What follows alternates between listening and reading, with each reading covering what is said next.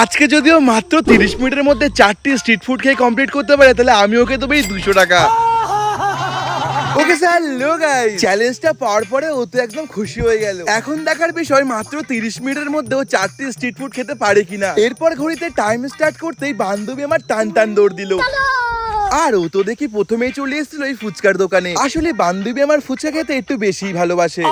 এরপর টানা 4 মিনিট ধরে ফুচকা খাওয়ার পরে বান্ধবী আমার বেরিয়ে পড়লো পরের খাবারটা খাওয়ার জন্য। আর ও দেখে চলে এসেছিল এই মোমোর দোকানে। এখান থেকে বান্ধবী আমার গরম গরম 1 প্লেট চিকেন মোমো নিয়ে নিয়েছিল। আসলে ফ্রিতে খাবার পেলে বান্ধবী আমার একটু বেশি খুশি হয়ে যায়। আর ওর খাবার ধরন দেখে তো রীতিমতো কুকুরেও ডিপ্রেশনে চলে গেছিল। লজ্জা লাগা দরকার। যাই হোক, বান্ধবী আমার দুটো খাবার মাত্র 15 মিনিটের মধ্যে কমপ্লিট করেছে। এখন 3 নম্বর খাবারটা খাওয়ার জন্য বান্ধবী আমার চলে এসেছে এই চপের দোকানে। কি বলে? আসলে ও মনে হয় অন্য কোনো খাবার আর খুঁজে পাচ্ছিল না, তাই পোড়া মোবিলে চোবানো এই চিংড়ির চপটা খেয়ে বান্ধবী আমার খুশি হলো। এরপর 4 নম্বর খাবারটা খাওয়ার জন্য ও চলে এসেছিল এই ঘুগনির দোকানে। আর এই ভাইয়ের কাছ থেকে ও 1 প্লেট মাটন ঘুগনি নিয়ে নিয়েছিল, যেটাও ফটাফট খেয়ে চ্যালেঞ্জটাকে মাত্র 26 মিনিটে কমপ্লিট করে ফেললো।